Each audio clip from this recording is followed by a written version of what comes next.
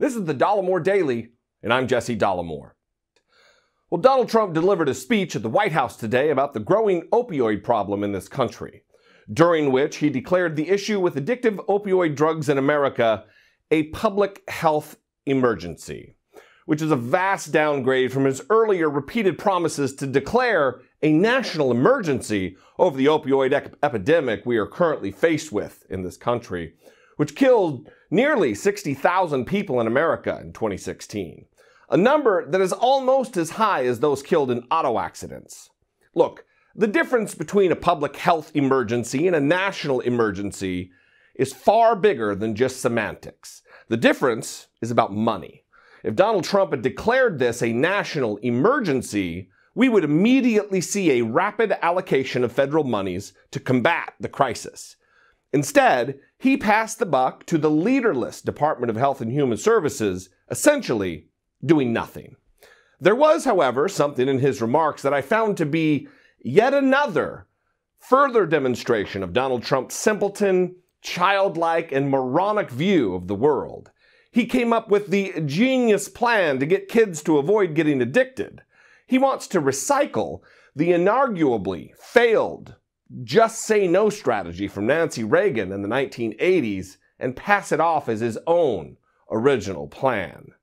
I guess we're just going to have to call it Just Say No 2.0.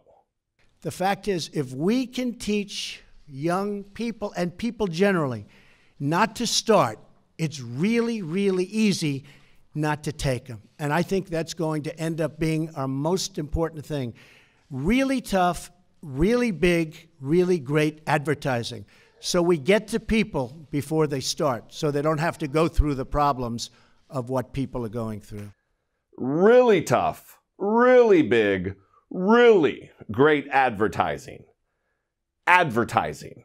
It is no surprise that our really tremendous wordsmith-in-chief is not fooling anyone that he's even of average intelligence.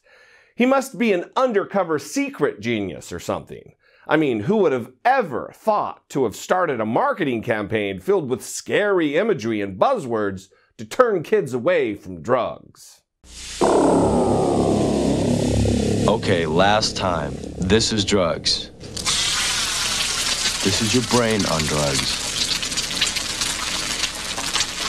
Any questions? Getting into drugs and being high is a stupid thing to do.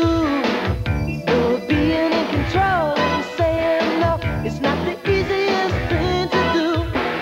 Being original and take a stand, you are free to say no. Don't let a friend push you in to taking drugs. You got a right to say no. Look, a national drug policy is a complex issue. There is nothing really easy about it. We're going to require aggressive solutions developed by serious and well-meaning people, ranging from strict regulatory policies regarding supply and distribution and inventory of these addictive drugs on a regional, state, and even county-wide basis.